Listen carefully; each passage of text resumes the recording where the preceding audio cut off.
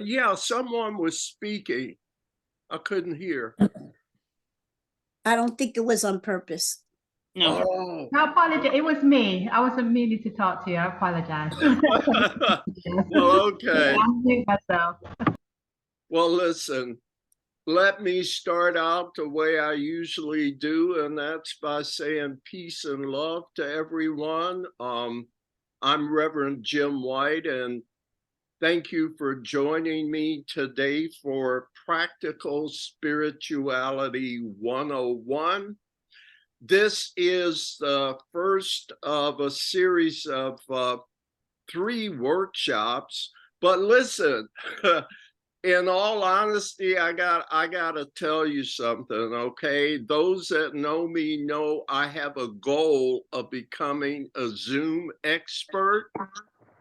However, I'm not there yet.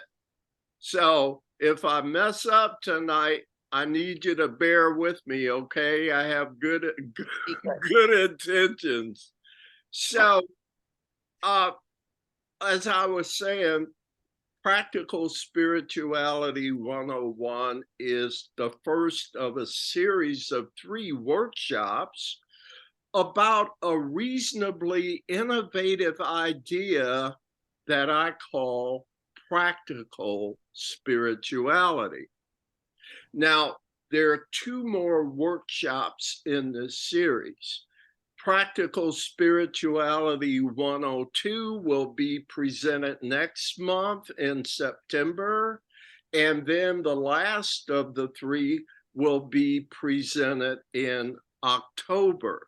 So I'll tell you more about these future workshops later, but today it's all about Practical Spirituality 101, an introduction to practical spirituality.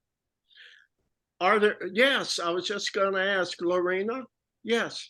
If you missed the first one, can you join the other 2? Because somebody's to come today, she's not able to come. Yes. The second one and the third one. Absolutely. At each of them, I'll kind of do a recap to bring people up to speed. So most definitely let them know I'll be sending the registration links to you at the end of this workshop.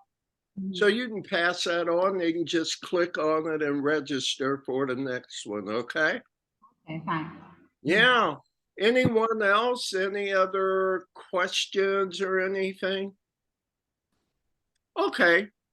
If there are no more questions, why don't we get things started by taking a look at an overview of this workshop.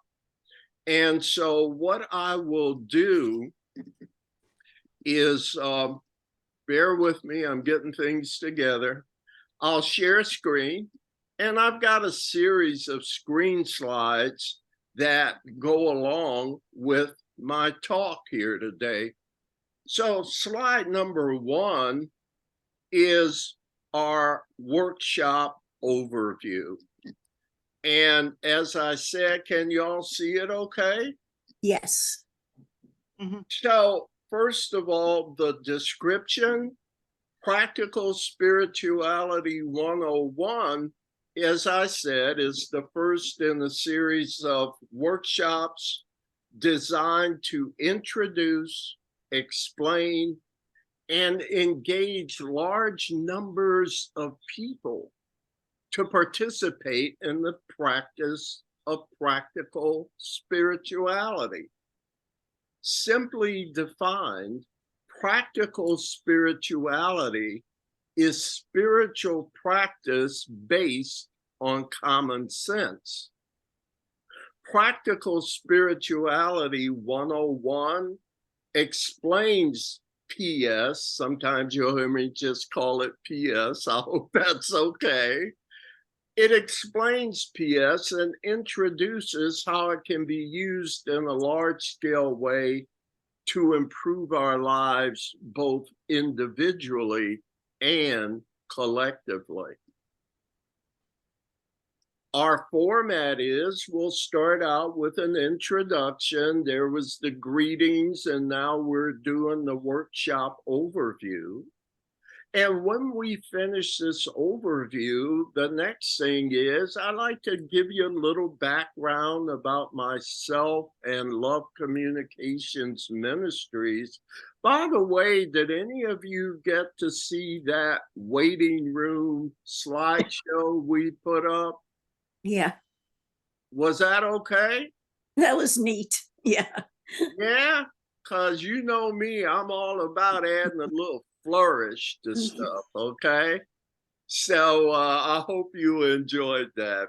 At any rate, next up in number 2 is where we start getting into trying to say, what is practical spirituality? Let's talk about it, kind of unpack it a little bit, and we'll unpack it even more in PS 102. We'll offer a definition of practical spirituality. I'll talk about be nice, the minimalist approach to defining spiritual principles. And we'll talk about this idea that practical spirituality is spiritual practice based on common sense instead of your interest in religion or spirituality in a traditional sense. Any questions so far? We okay?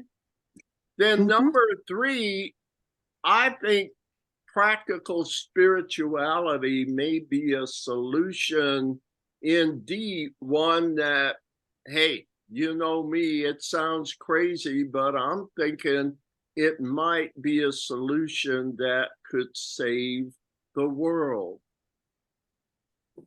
In that section, I'll talk about the wealth of evidence for the power of practical spirituality, which is another name for the power of love, which, as we go deeper to spiritual people like us, is another name for the power of God.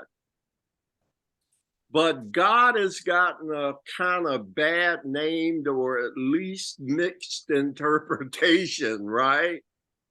So you won't hear me say God a whole lot, but you will hear me talk about love a whole lot. And so you understand, even though I'm not saying it, I'm talking about God is love, the power of God, and what's a simple common sense way that people can start to feel and embrace the love of God in their lives. So I'll give some personal and historical evidence of love's power, and I'll give you some everyday examples of the power of love and why it's a significant force that should be considered as a valid solution to the world's problems. And we'll start ending things with a section on how you can help. I'll talk about, does love really work? Do we really know that it works? Could it work on a large scale? That's the problem of scale, you see. And I'll close that out with my idea that practical spirituality is already coming on the scene. I'm not the only one that's thinking and talking about this practical spirituality ideology. And then we'll start to wrap things up. Any final questions and comments? And then I want to tell you about this participant package email that I'll be sending you after the workshop. It's got registration links and stuff like that in it. Also, we would like you to complete a workshop evaluation form. So there will also be a link so you can fill out that form. So that's kind of the method to the madness. Does that sound okay to you so far? Yes. Yeah? Yeah. Well, let me, what do I want to do? I want to close this one and I want to stop sharing and I want to see what I want to talk about next. I got my notes here, okay? So let me tell you a little bit more about me. I guess to sum things up, I guess you could call me a spiritual hybrid, okay? I was primarily in the Black Baptist Church as a kid and as an adult until like 2001 when I discovered A Course in Miracles. And to make a long story short, I was so thoroughly captivated by A Course in Miracles that in 2005, I became A Course in Miracles teacher. And I've been teaching the course for what, 20 something years now. But my decision in 2005 to become a course teacher quickly led me to the Unity Church, and specifically to Unity Church of Livonia in Livonia, Michigan. So in 2006, let's see, I wanted to start teaching in 2005, 2006. I was somehow at Unity of Livonia because they were kind enough to give me a space to do my first A Course in Miracles workshops. And so I've been a member of Unity of Livonia ever since. But I guess more in line with the information that I think it's important to share with you in our workshop today, I'd like to tell you about something amazingly unexpected that seems to have emerged from my years in the Baptist church and with A Course in Miracles and with my participation in the Unity Church. It's something that I believe has turned me into a spiritual hybrid. And it's this spiritual hybrid experience that I want to talk with you about today. Now, I won't try and tell you the whole story. It would take too long, but let me just share with you a kind of culminating event that happened back in 2022, I guess about a year or even a year and a half ago. This event that motivated me to start embracing this idea of practical spirituality. And to do that, I'll just show you the logos from my company, Love Communications. Mhm. I started Love Communications as a 50 Love Communications Ministries as a 501c3 tax exempt organization. And so, do you see what it says? That was my logo since at least 2014. It says Love Communications Ministries, sharing the good news of A Course in Miracles. And I'm saying, okay, I'm just minding my own business. But one day back in 2022, for some reason, some compelling reason, I changed it. Now I added my face there, but that's not the point.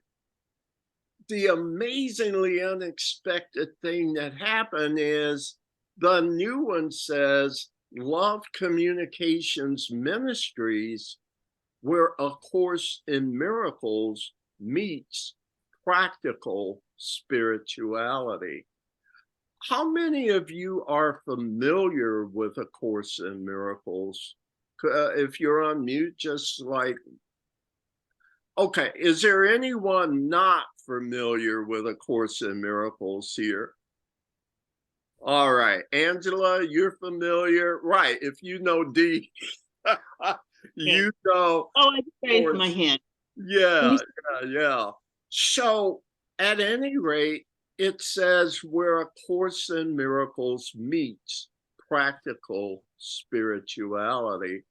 And I said, well, Spirit, I know you've been kind of talking to me about this for a while, but I don't, at any rate, this was the day that I guess Spirit said, you need to get moving on this. All right. Why don't you throw down the gauntlet? I want you to change your logo, Jim. Said, okay, as I always do to Spirit. So does that show you kind of the how compelling it was for me? Does that help? Trying to show you in a short time how impacted I have been by this change. So if there are no further questions there, let me just try and say in a nutshell here, we'll come back to it, but simply stated, my goal with practical spirituality is, boy, it's even hard for me to say. I am trying to promote or be involved with a movement around the world to use the power of love to make all of our lives happier, easier, and more carefree. So you're sitting there saying, yeah, well, come on now, all right, be serious. And I'm saying to you, I am serious. I'm saying we need to give love a try seriously. Comment. No. All right, I'll take that as acceptance so far. So by now you're probably wondering, just what is practical spirituality? Well, practical spirituality, the way I'm envisioning it, is a respectful translation of spiritual principles in a way that appeals primarily to people's common sense. Its goal is to get people worldwide to use spiritual principles as a lifestyle simply because these principles make their lives better and makes the lives of others better as well. Practical spirituality proposes that it can make the benefits of using spiritual principles acceptable to more people by de-emphasizing the use of religious or spiritual language and references and replacing them with more secular language instead.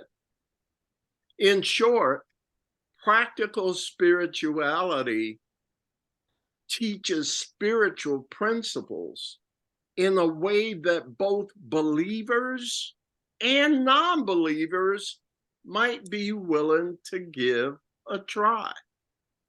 Any questions so far? I'm kind of looking at your faces and they don't seem too confused apart from who is this guy? What is the audacity? What the hell, right?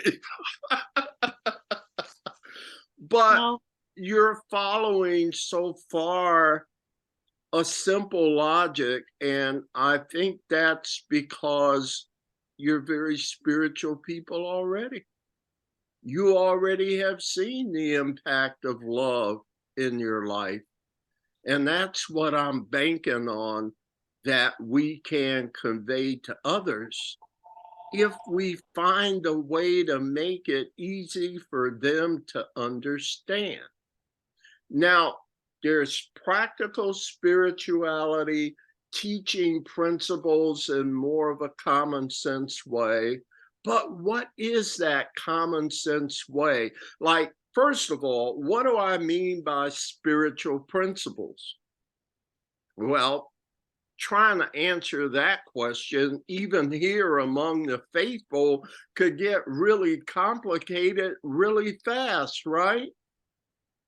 So when it comes to a useful definition that we could support, a useful definition of practical spirituality, I suggest we start with an admittedly simple definition, but one that I believe a lot more people might buy into, regardless of their religious or spiritual beliefs. Now, maybe the reason for choosing this simplistic definition are obvious. It's a definition designed to avoid, or at least minimize, all the differences and conflicts that are such a big part of religion and even spirituality today. I mean, even the most faithful, if you start digging too deep into what are spiritual principles, we can get off on a tangent and have a lot of disagreements, which would not be productive in achieving our goal.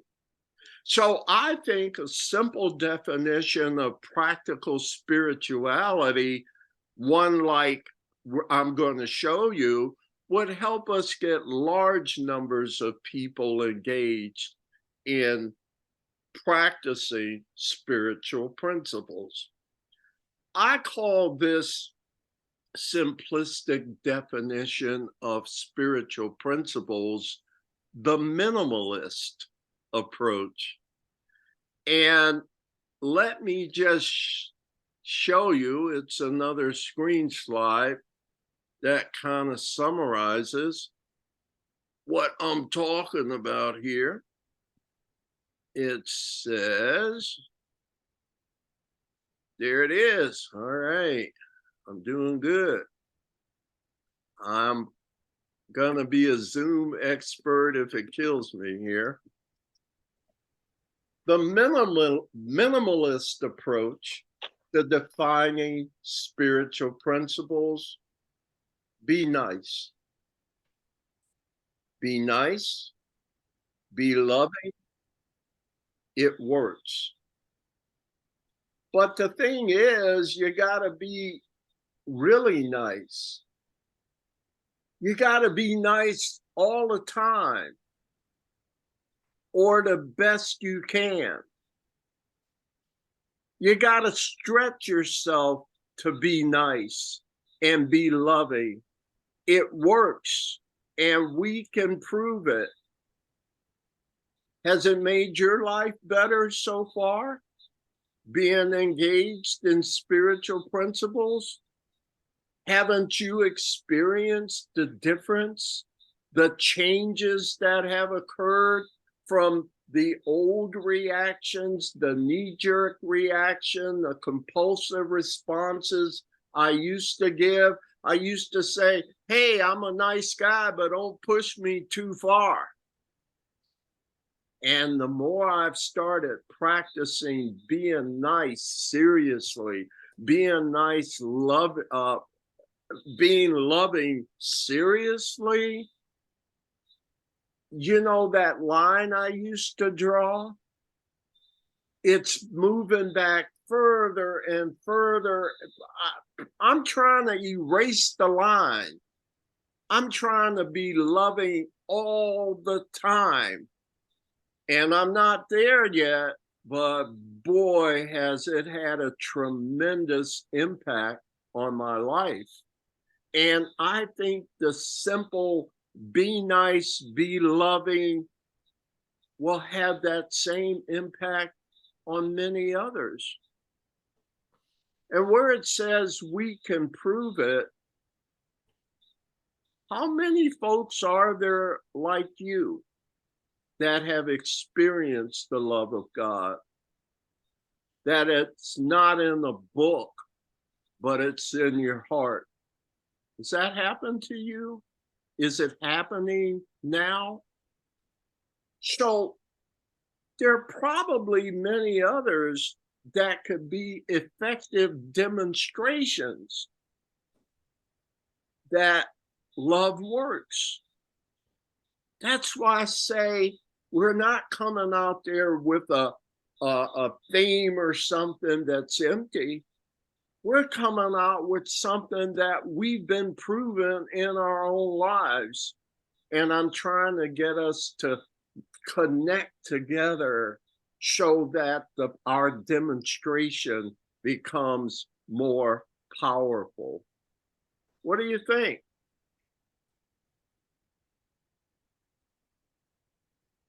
Sounds good. Sounds like a plan. What'd you say, Angela? I said it sounds good. Sounds like a plan. Yeah? All right. Any other comments? Linda, Amy, Lorena, somebody? Well, I like the energy of it. I think it's energy flows. You know, I think it's very wonderful and positive. Nice energy. And Yeah, it's being, it's not doing, it's a being, you're saying. exactly. And at its core is we're coming out with a message, but it has depths because we tried it and we see it working. So, like you said, Angela, sounds like a plan, but it's got to be a big plan. We'll talk more about that a bit later, okay? Shall I go on? Well, oh, sorry. Go ahead, dear. No, I was just going to say, it sounds like a big plan, but if I think of it like that, not in little increments, then of course I'm going to be daunted by it. Right. You know, it's going to be overwhelming, but I don't have to think of it like that. Yeah, like how hard is it to tell people to be nice and show them through your own demonstration how it's worked for you? Yeah, right. Sounds good. Thank you. Back to let me find out where I am here. So that's the minimalist approach. Now, it's not all just be nice, be loving. There'll be more to it. There'll be zillions of examples and things like that. But basically, what I'm trying to say is, I think we should respectfully and lovingly just dummy down our traditional definitions of spiritual principles. Our various religious and religions and spiritualities say it in a lot of different ways, but to me, in one way or another, they're all kind of saying the same thing. Be nice to each other, be loving. It works.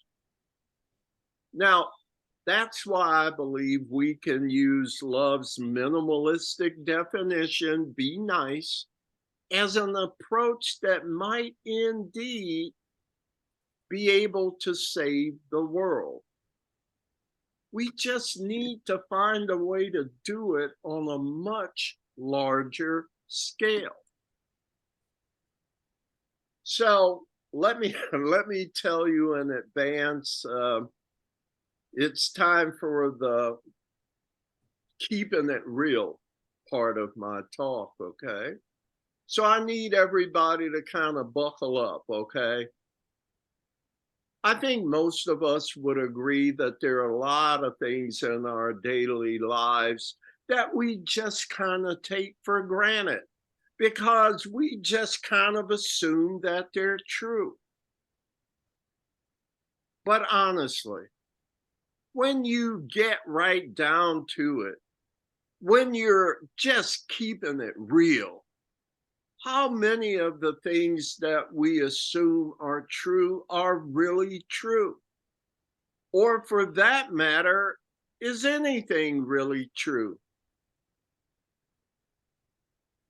I love God and all of that, but is there really a Jesus?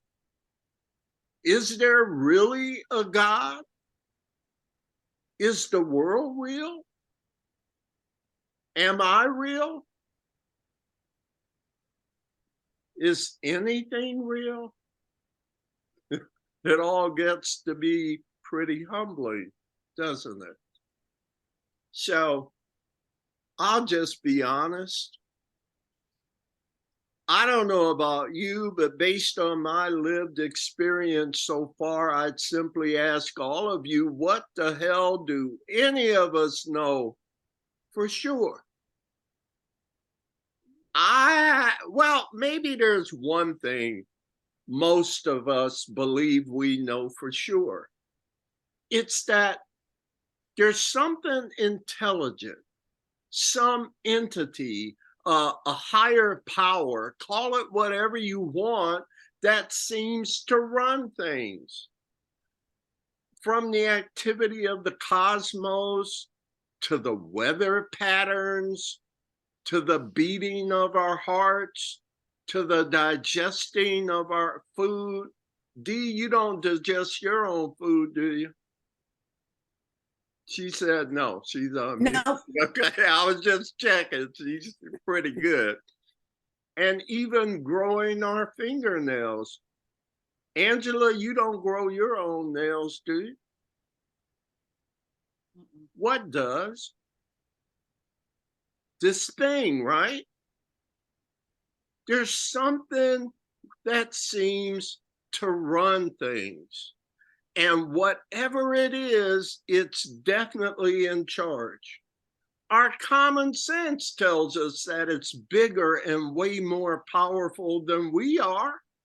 For better or worse, we're basically helpless in terms of trying to change it.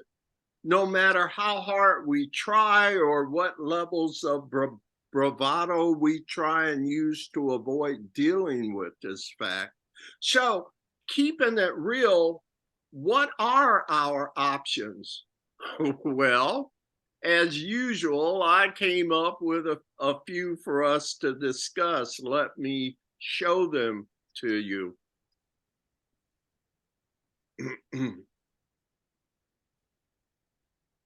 Common sense options, it's called.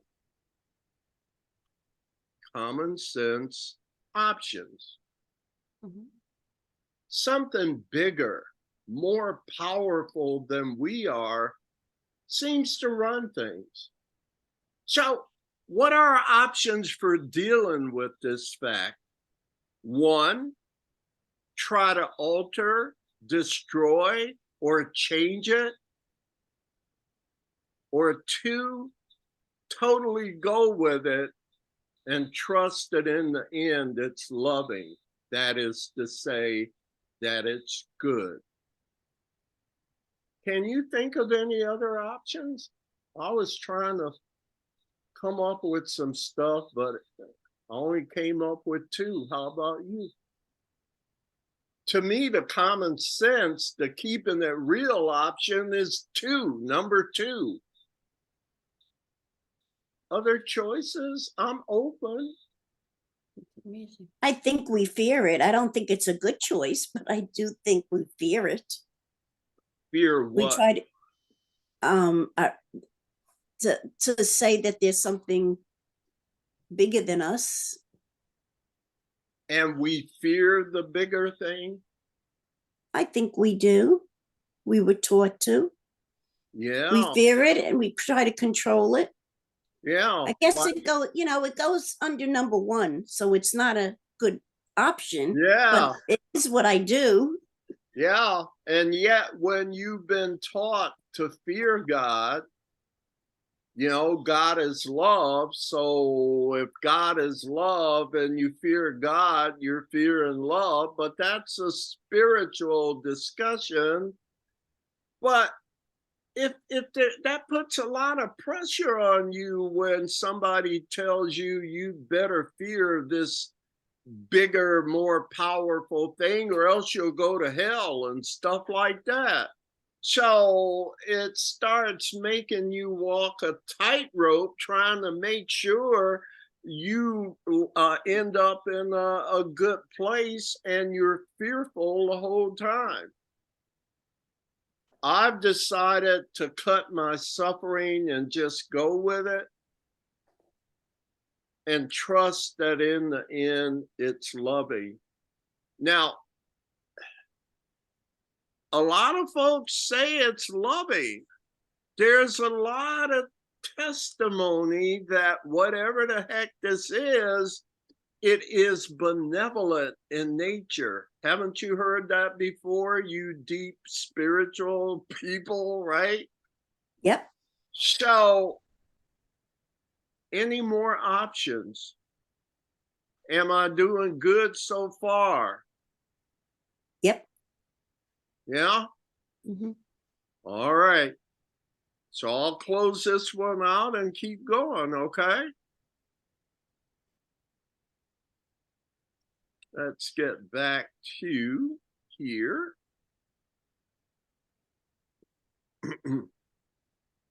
So now that we've kind of looked at our keeping it real options as individuals, and we only came up with two, right? Why don't we take a look at something else I'd like to factor in that gives an impetus toward practical spirituality as a solution? Let's take a look at the big picture. Let's take a keeping it real look at the current state of the world. Now, despite all the things we've tried so far as a species, would you agree that there's still a lot of things in the world that don't seem to work right? Yep. For And sure. given the incredible capabilities of our technologies nowadays, don't you think it's almost certain that whatever the next big things are that are going to happen are going to be really big? I mean, that affect wide swaths of the population. The internet, I mean, I love Jesus and he had a good heart, but on his best day, Jesus could only reach so many people in his earthly form here, right? Jesus didn't have the internet, didn't have a mic to drop or any of that stuff. So Jesus himself said, when I leave, I will send you a comforter. And this comforter can reach a lot more folks than me because comforter is spirit, not flesh and bone. It has to traverse down the roads and stuff. This will be everywhere. It's always been there, but you were not ready for it before. But I am the harbinger. I'm opening the gate to this comforter. But I digress. I'm simply saying again that given technology, whatever's happening next is probably gonna be big. And don't you think a lot of people worldwide are feeling this way? Feeling like something big's getting ready to happen? An inflection point, a kind of large scale happening, possibly leading to a global solution, or the way things look now, maybe a global disaster. So if we can reasonably anticipate that the next things that will happen will be really big, is there anything we can or should do? I believe there is. And I'm trying to do my part by sharing along with others. I'm trying to get involved in a plan that just might work. I would venture to say that for most, that again, maybe I've already mentioned that most of us here, I suspect with your Course in Miracles work and things like that, that you're very spiritual people. So I know that a lot of the things I'm talking about in terms of the power of love and that are just kind of preaching to the choir. I suspect most of us feel God's loving presence in our lives. We're already experiencing the fact that we are spiritual beings and that our essence is love. But it's not only our personal experiences that we have to fall back on in terms of proof of love's power. Just think of all the historical evidence attesting to the power of love, from great philosophers and educators and gurus and spiritual masters and scientists and quantum physicists, and great writings like the Quran and the Bible and the Hindu Vedas. And even rock stars like the Beatles and Earth, Wind and Fire and Fleetwood Mac, and great movies like Avatar and Star Wars, right? May the force be with you. What is this force they keep talking about, right? We know what it is. Even the new Barbie movie, right?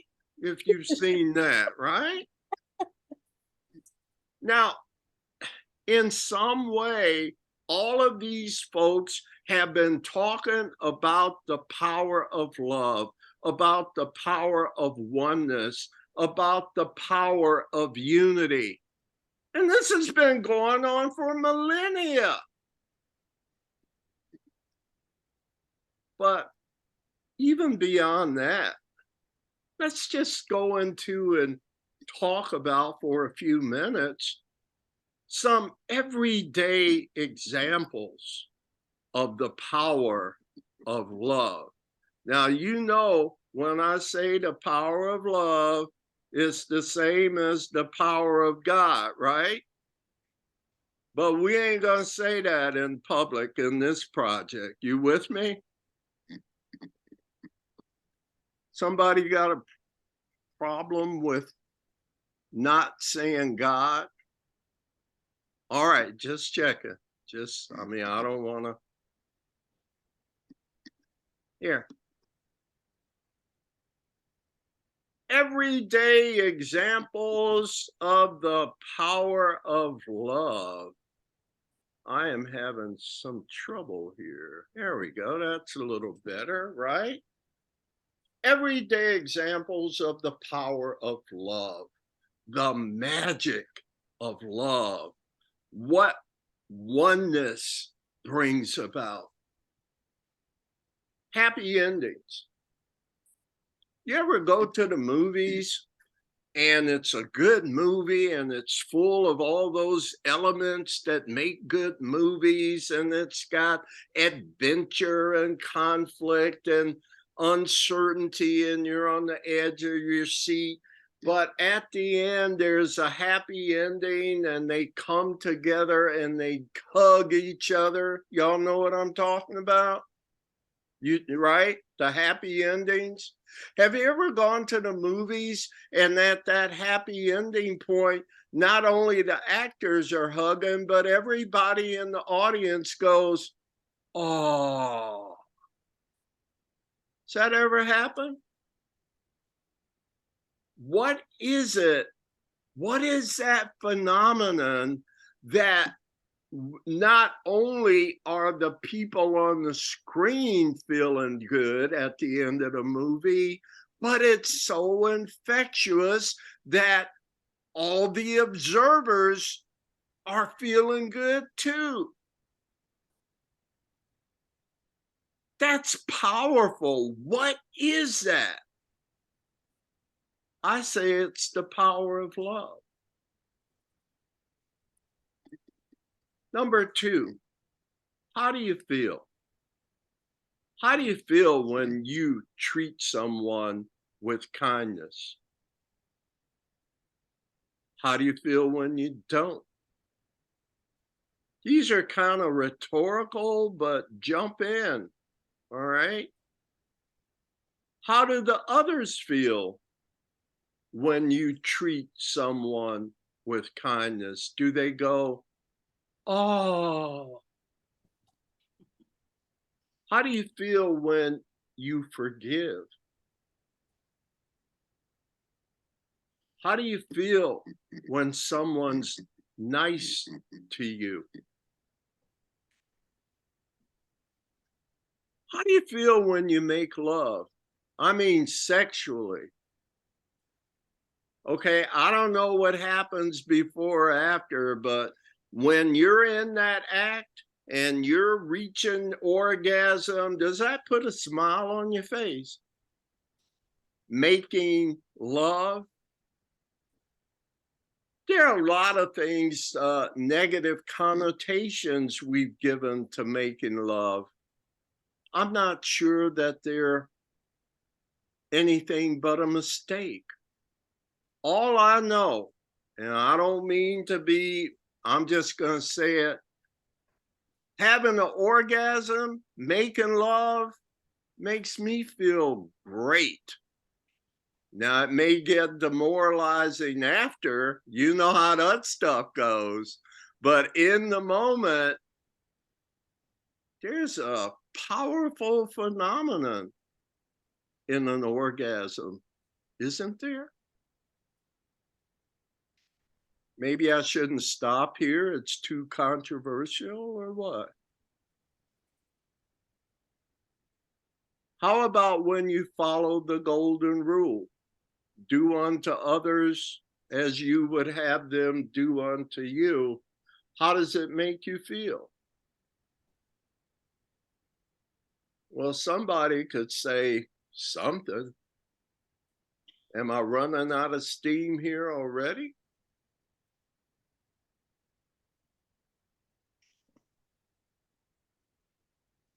Let's talk about synergistic effects. Few examples of synergy when the total is equal to more than the sum of its individual parts. You follow? Go to a symphony orchestra. Let's say it's the New York Symphony, high quality players, some of the best players individually in the world. But when the conductor comes out and taps the podium and they all start playing together, something magical happens. A whole new instrument is created. That instrument is called the symphony orchestra. and none of its individual parts can make that sound. It only happens when they play together in unity. Am I right? Yeah. Thank you. I sure appreciate that comment. You'll see the same thing in sports. You can take a baseball team and have the greatest 9 individual players in the world, and they'll win some games. But I tell you, when those 9 start playing as one, it's like a transformation happens. There's a new thing called a team. They're no longer individuals. They've given that up to be something called a team. And when the team is really playing like a team, they win a lot of games. You follow? Are you seeing it? Well, Mhm. let me give you one in mathematics. How come A plus B equals C? You ever thought about that?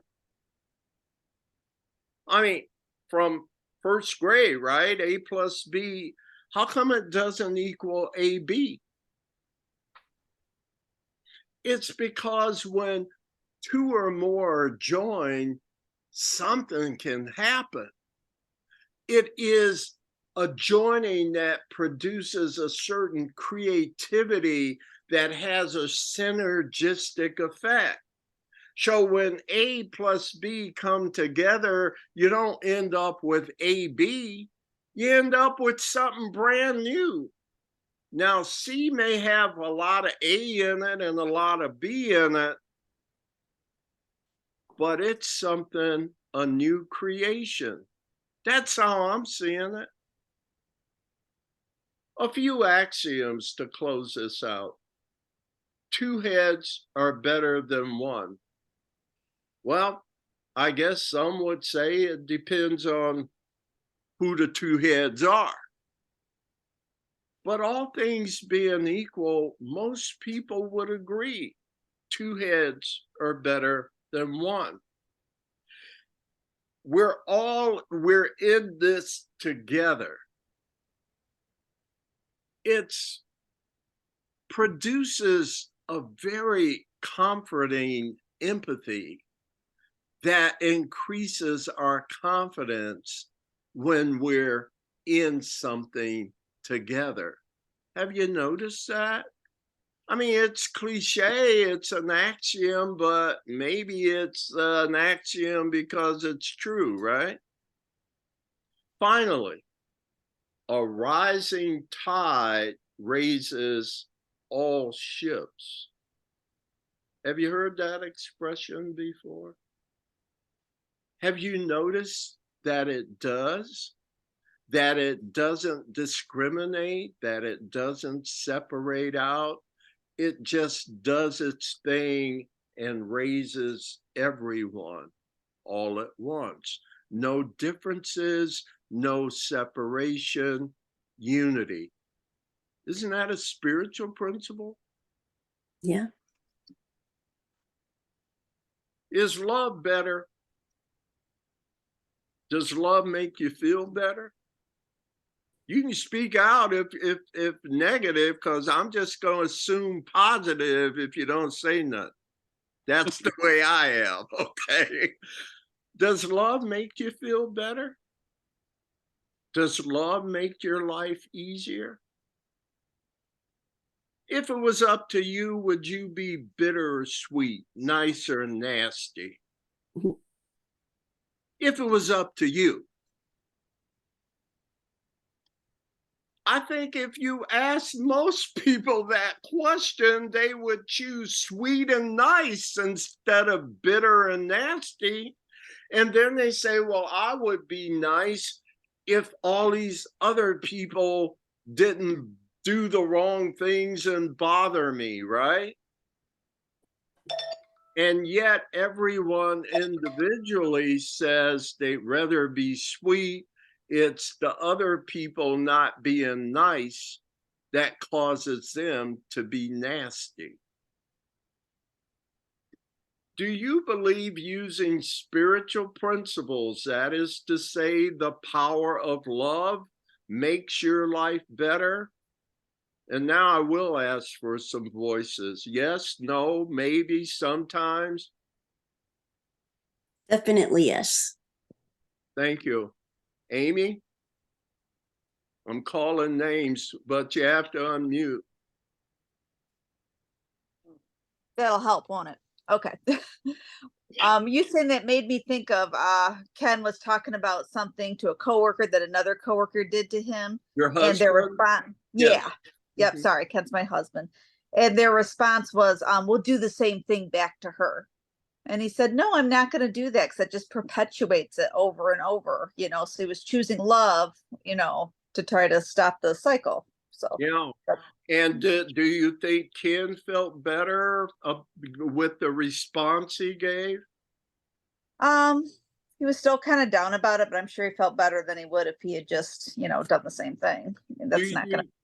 Do you think the person that brought it up is glad that Ken didn't try and punch him in the face and say, I'm not going along with it, but just simply said, I'm not gonna do that? Mhm. Everybody involved tends to feel better when they're not attacked. Mhm. Sweetie, what about you? Do you believe using spiritual principles, i.e., the power of love, makes your life better? Absolutely. And I'm just looking down the list here. So let me go back and do Angela. Yes, no? Oh, yeah. I think that's what it's saying. Come how sweet it is.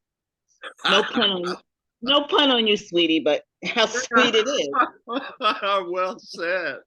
Lorena, I don't see you there, but what do you think, my dear? I agree. Love makes it better. And when All you're in, right. So I'm trying to get unanimous confirmation here. Mhm. And then,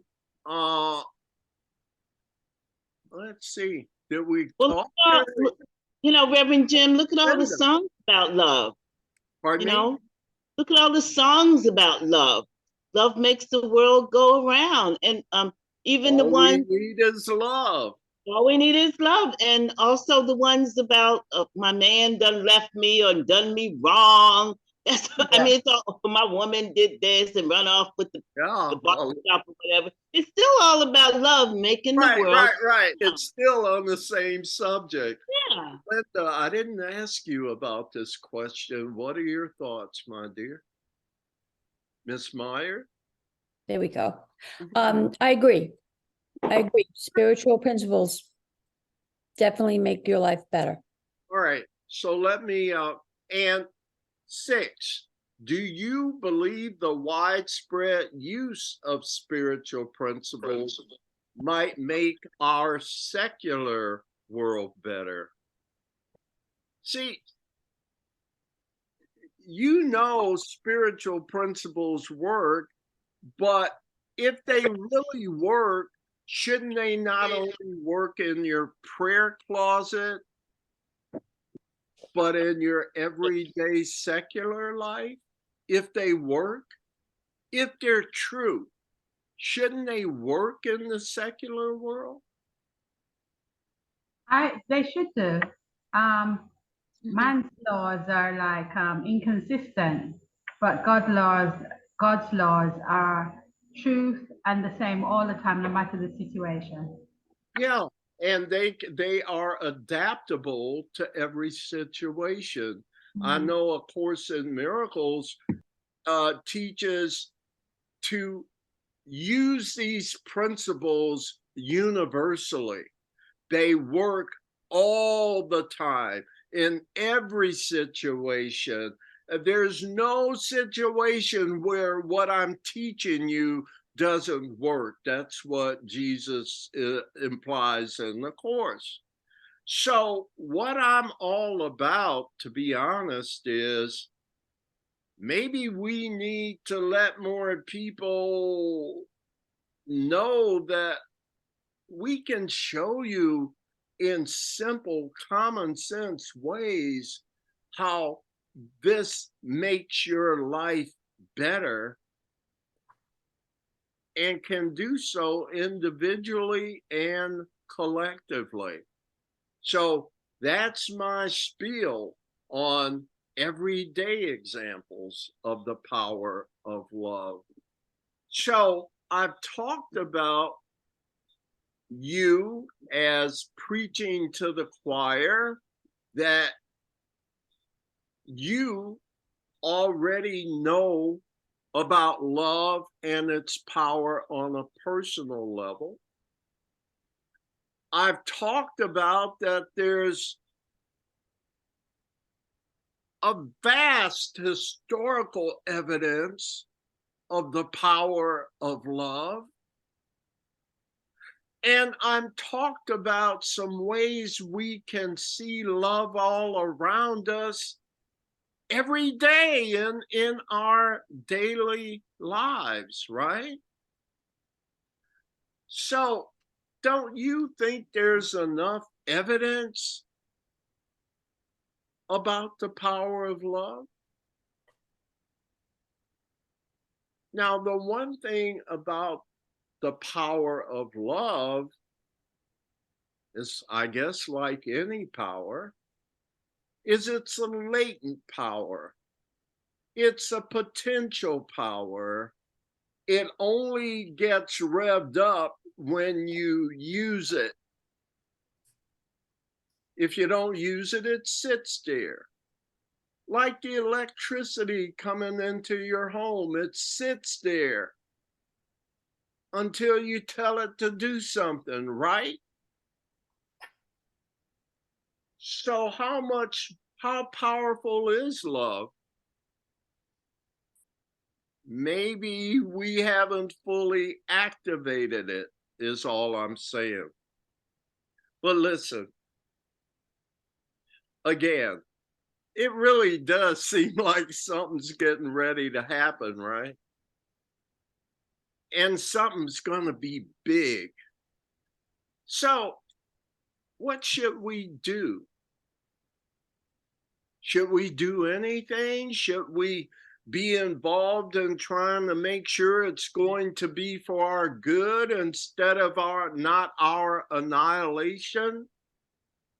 I mean, in these extraordinary times, is there something we can do? Is there something we should do to better share our life-changing experiences with love with as many brothers and sisters as possible?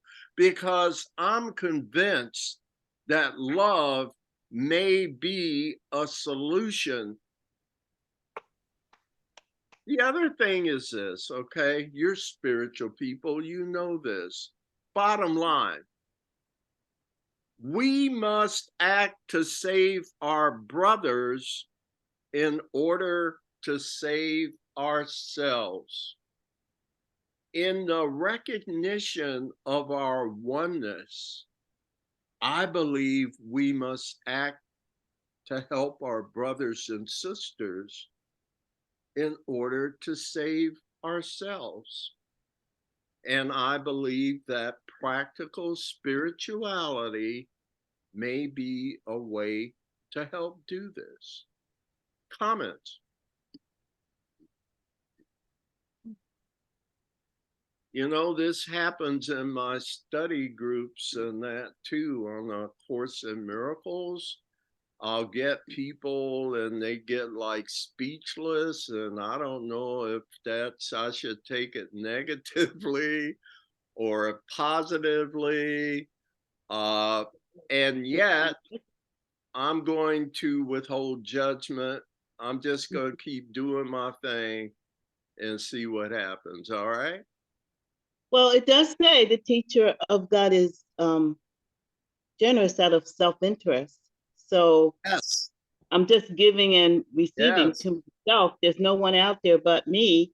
Yeah. And for me also, I don't feel like this this part is strange when you were talking about not judge what I'm doing as big or small or grandiose or little, but just be in that you gave it in the beginning. Be nice and be kind. I don't have to judge it. I can just send it out on this way. That's the energy. The other thing for me, when you were talking about the secular and the spiritual, I would like for me to be in a place where I'm just walking through the day, not noticing there's a difference. Just seeing, just being in that place of oneness of, Yeah. of everything, you know, not that this is secular or whatever, or spiritual, or Angela is this, Right. but I'm just in a place of walking, as I like to say, as my brother Jesus did, just walking in a place of oneness and all for everything and everyone, Yes. not judging it, It but coming all, from, it's not separate, it's integrated. It's like bringing yeah, heaven to earth and merging earth into heaven. And I'm yeah. gonna say one thing here, I'm kind of watching our time, but I think we're okay. Have you ever read The Disappearance of the Universe by Gary Renard? Mhm. All of you and most of you? Um, there's a it's about this guy. He was a musician. He's getting into spirituality, and he's sitting on this couch meditating one day, and he opens his eyes, and there are these two spiritual beings sitting on the couch across from him. And he interacted with them for, I don't know, 7, 8, 9 years, and they gave Gary the information to write a book. And that book is called The Disappearance of the Universe. And one segment in there is where they're talking about this state of bliss that is your natural state.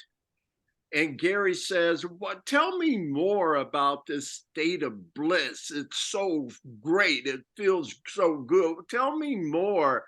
And one of the spiritual beings said to Gary, "Okay, all right, think about the biggest orgasm you've ever had, or the biggest one you can imagine." And Gary says, he says, "You got that in mind, Gary?" And Gary says, "Yeah, I got that in mind." And she says, "Now imagine it never stops. That's how you're supposed to feel all the time." Do you see why what you said made me think of of that, Angela? Well, that's true. A state of bliss. That's our Not the, natural inheritance. Yes, ma'am. that's our natural part. So that's Any what other comments? Anybody else? We good? Well, the state of bliss is wonderful, but how do we stay there? That's what we have to work on, I think. That's what we have to look at. Well, let's just spend a minute on it. The way I understand that we stay in a state of bliss is by forgiving all illusions. Everything that's not joyful. Lesson 52 in the course, it's a review lesson, and Jesus says reality is never frightening. There's never one thing in reality that's frightening. So anytime you see anything that produces fear in the form of anxiety, in the form of trepidation, in the form of attack, to protect yourself, let that go, or it impacts your natural state. Reality is never frightening. Does that help, sweetie? Yeah, I'm just thinking on a more practical level. Like while you were talking, especially one thing that struck me is that number 6 on the last page that you showed reminded me very much of the 12th step of AA. I'm not. Having had a spiritual awakening as a result of these steps, Yeah. which are things we do with people on a very personal, secular level, Yes. except for a couple of the steps that are definitely spiritual. Having had a spiritual awakening as the result of these steps, we try to practice these principles in all our affairs. That's that number 6, right? The whole thing. Yeah. About, do we think that practical spirituality or spiritual principles would work in our secular world? Yeah, it's like another one that struck me is developing an attitude of gratitude. Or another, your altitude, your attitude determines your it's your altitude. Yeah, attitude. Your yeah, your altitude. right. Heard No, it. but I mean, those are small practical things that I'm thinking of. Always treating somebody lovingly. Try to the best of our ability to avoid judgment. And that's You know, all I'm saying. I don't have to get deep into orthodoxy right. or dogma or history. This is something that you can see today. You don't even have to read back millennia. No disrespect to any of those writings. It's just that, okay, it's too deep for a lot of people. And it does, listen, part of the issue for me with spirituality is that we've been trained like we're afraid to come out of the closet with it. We love it in our prayer closet. We love getting together with other church people in the church. But then when we leave, we can't talk about it, right? I don't know about that. Go right ahead. What do you know? I think somebody was going to say something before me. No, you started before me, Angela. Go ahead. Oh, go ahead, sweetie. I've said. All right. Well, I'm going to say what I'm going to say. I really thought that we would, and probably we will, talk about when you use the word practical. I'm thinking of the ways that I can share what I know and what I've learned from ACIM to people that don't want to hear the ACIM talk. They don't want to hear they're not a body. They're not ready for that. That's my or all that. But there are ways to get to them by our behavior toward them. Like, and that's what I said, an attitude of gratitude, always being loving, avoid judgment, all the other, be nice. What you started with, be nice. I'm with you. Yeah. Angie, did you have a comment following Sweetie or no? No, Sweetie can go ahead. I think she I'm done. Oh, okay. Well, I agree with you, Sweetie. I think it goes back to the being. What am I? Who am I being? What am I being? You know, and even Jesus says, this is not the only way. Don't think of it like that. You know, there's so many other ways out there, but this is the way that I have chosen for me. I repeat to my study groups, my course groups quite often, the line in the Course in Miracles that says, this is but one version of the universal curriculum. There are many others. So I'm suggesting we put out a simplified version that it's easy for people to get involved with and report their results. Common sense says, I don't know, but this seems to work. That's my bottom line. Does it work or not? So, I mean, it's pretty easy for folks to begin to tell if it works for them. Moreover, I envision a repository where we can receive testimonials of people's experiences with being nice as often as they can. Like, what do you mean? How often? Well, I was nice 20 times last week and I'm going for 40 this week. You see, all on that kind of level. And does it work? Well, it was okay, kind of better, but I'm still not sure. All right, well, would you do it a little more? That's where we are with this. It's be nice and see if it works. We okay? Linda, Lorena, you got anything else to add? Amy? I was Anybody? saying, as a student of a course, I always ask Holy Spirit to help me when I'm dealing with certain situations and going out in the world and dealing with people. And that's the way I deal with it practically, because I don't know what I'm supposed to say or what I'm supposed to do. So that's why I always ask Yeah. and take on it. And from what I have learned about the Holy Spirit, if I ask the Holy Spirit's help, it'll always be loving.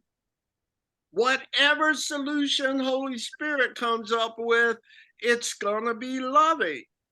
It's non-dual. Holy Spirit's one thing, right? Love, right? Mhm. So how's he gonna act out of anything else but what he is? We've been taught that we're something else, and it's kind of messed me up accordingly. So I'm trying to get back to my roots, and one of the ways of doing that is by being what I am, even in the secular world. And if you can see in me something that is admirable, something that you might say, how do you do that? How do you keep a smile on your face when all of this is going on? I'm thinking of lesson 155 in the course, where it says there is a way of being in the world that appears, that is not here, but you appear to be. Mhm. Mhm. And so it's like I look like a regular person, but now what you're seeing is a costume, because the body's been turned over as a communication device for spirit, but I wear a costume so y'all won't run. The course says, I need your eyes, your ears, your arms, your feet to bring heaven to earth. See, I can go spiritual on you too, D. This is, your points are reminding me of that everything I've learned, everything I know I learned in kindergarten. Or everything I need to know, I learned. You know, that's saying everything I need to know I learned in kindergarten. They gave Right. you You know, all the what did we theory. learn there? Just be nice. Mm-hmm. Just, They you gave know. you the And- theory, but it was the rest of your life where you were supposed to do the application. And there's so many obstacles to that in our secular world as we grow up. We tell the kids all sort of nice things, but do we demonstrate that in our lives? I think we should take it more seriously, our kindergarten advice. Sweetie, you had a comment and then I'm gonna start moving on here. Sweetie, were Oh, you? just one thing, one more thing that just occurred to me. We have a saying in AA, and this is to do with our behavior, our secular behavior to other people. And I don't even mean the steps. I'm talking about just our day to day. And that's what I think you're talking about here. And we have a saying that I, as an AA member, may be the only big book anyone around me sees. Sees the book in you. And that's the same with ACIM. Our behavior is the only All right. way that these people are ever going to get the concepts because they experience it through us. So do you see that the big book and AA is merely another version of Oh the yeah, yeah. And ACIM is curriculum? is deeper, and you know, I graduated now to ACIM. Put it that way. I've heard that before, where people say I've graduated. Sure. Well, listen, I appreciate your discussion on this point, and let's start moving into our closing. Ooh, I'm getting behind here. I want to talk about the problem of scale. I want to be sure and do that. So let me just show you this chart. It won't take too long. But when I talk about the problem of scale, and again, we'll be talking more about this in PS 102, the problem of scale. Love works, be nice, but here's the problem. I thought it might be helpful to think about fractions when we talk about the scale of this project. So what I did was just put a couple of fractions on this page. And there are, in a fraction, there are denominators and numerators. In the United States, our denominator would be about 330 million people. In the world at large, more like 8 billion people. In the United States, what would have to be our numerator to even move the scale at all? How many?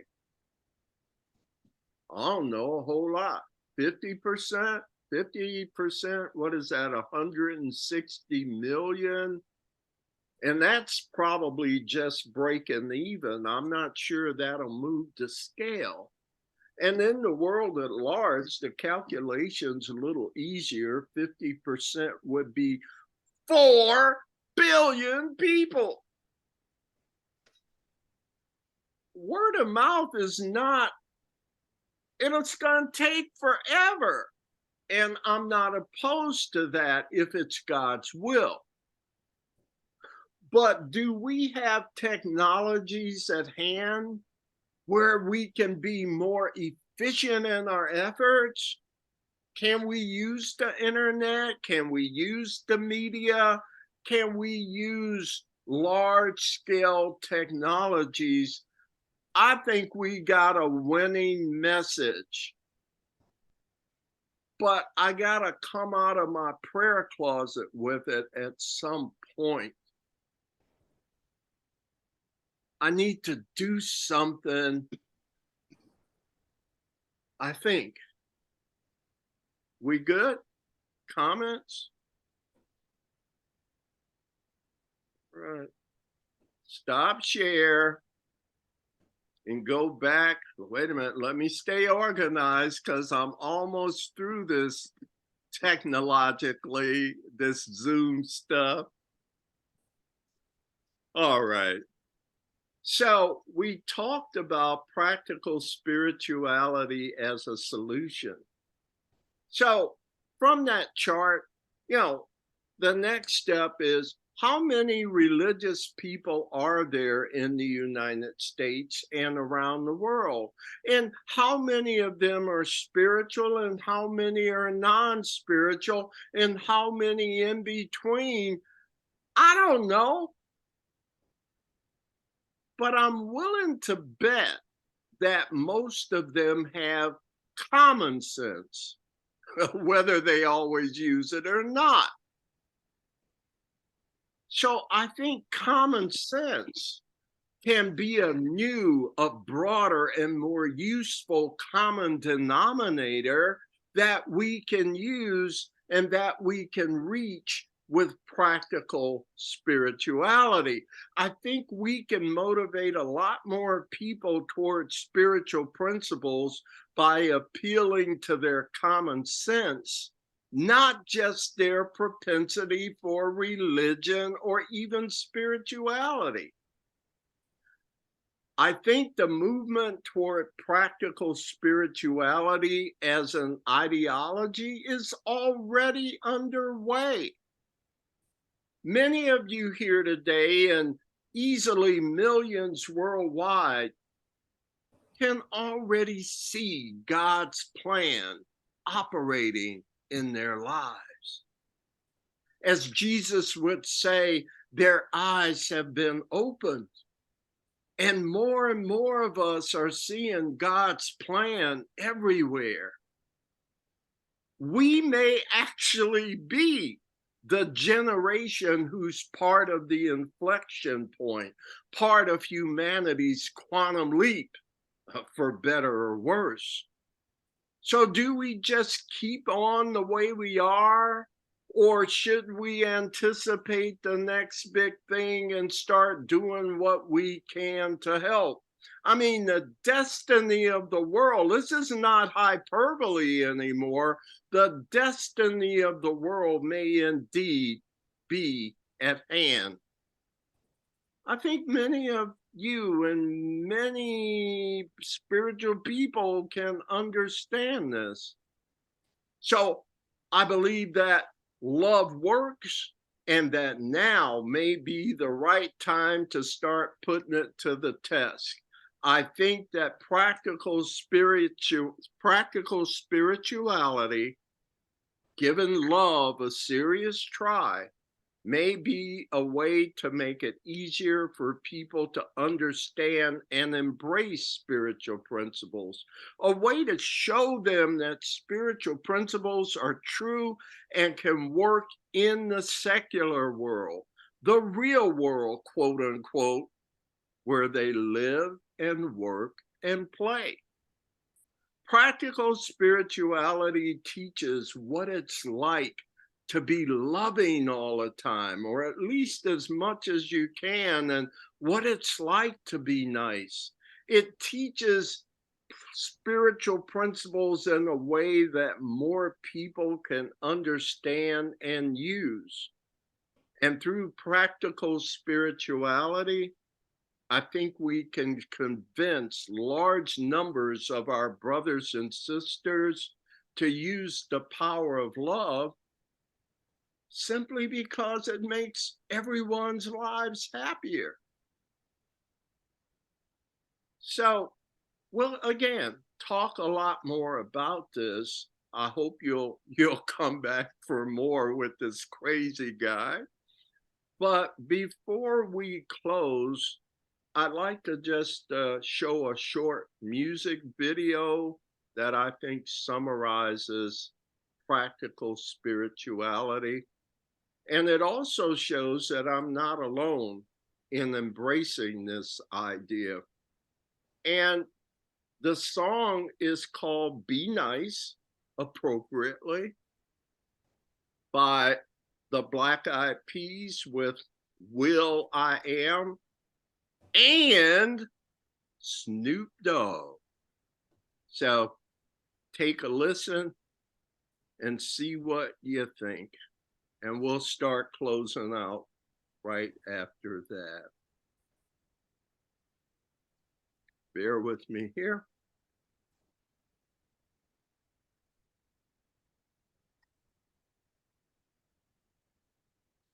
You're such a loser. Did I tell you you could talk Why to you me? so No ugly? one want to be your You're friend. trash, fool. What? With you? No one wants to hang out with you. With You're you. such a loser. You're like literally the worst. You should just go kill yourself.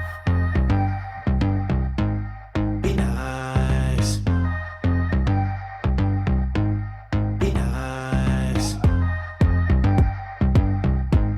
Be nice.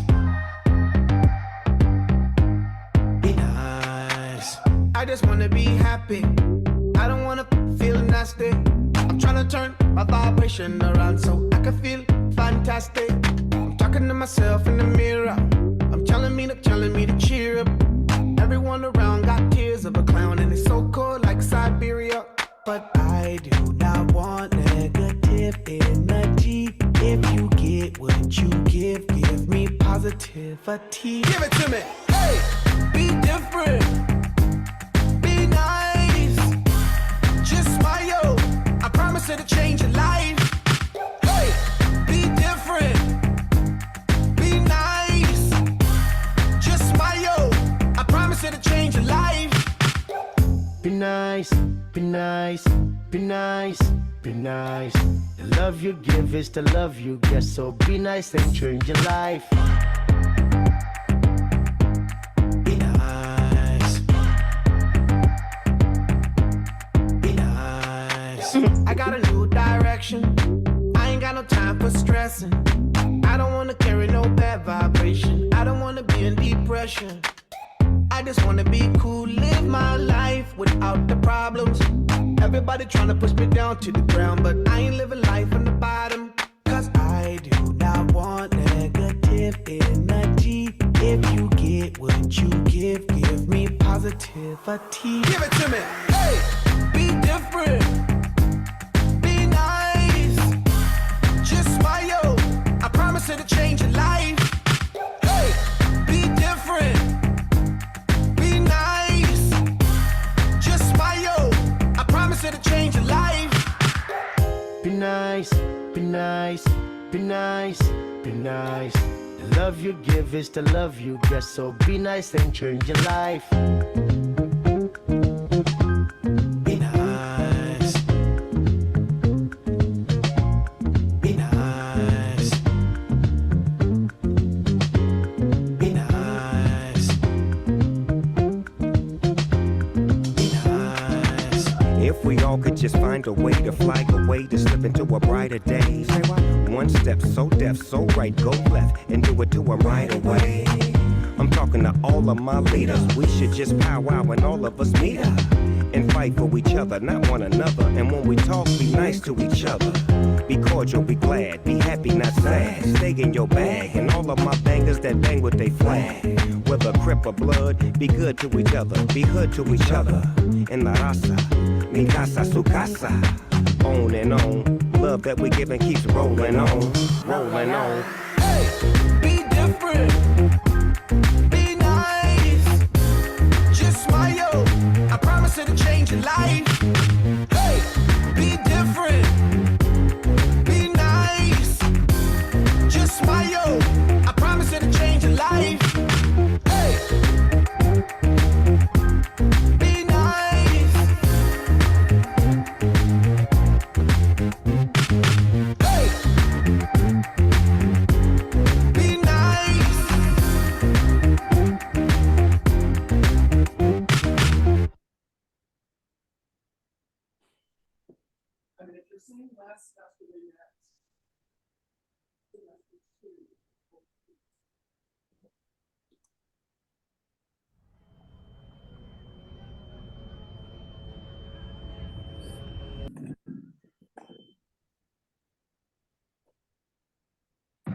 It was a nice song. I enjoyed it.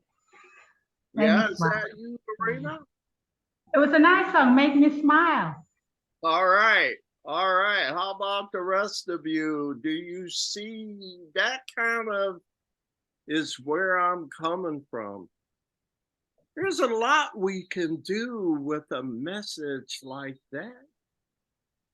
I'm not Snoop Dogg, but I mean, by the way, is Snoop Dogg a thug or a preacher? Remember, there are many versions of the universal curriculum, right? So anyhow, I won't belabor the point. I thank you for being here this evening. And there's only one more thing. I know we're running a little over. Let me just show you the participant package email that I'll be sending you, and we'll get y'all on out of here. All right, I'm doing technical things here. Bear with me. Here we go.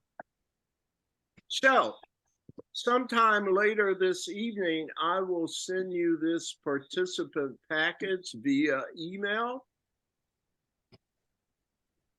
And in that package will be a link for you to click on so you can do the evaluation form for this workshop. I really appreciate it. I hope I did a decent job, but I want to make it better going forward. In your email, you'll get links for Practical Spirituality 102 and 103. So PS 102, the title is The Problem of Scale. And if you remember that fraction chart, there's a lot to talk about in terms of how we, what method of how we do that. And again, that's next month in September. And then October PS 103, we'll spend time talking about the ways of love, practical spirituality methodologies. We can't get into a fight with this. We have to be what we're selling. And so there are a lot of techniques and methods that would go into that. And I'd love to talk with you more about those at PS 103. It says, learn more about practical spirituality's minimalist approach and problem of scale.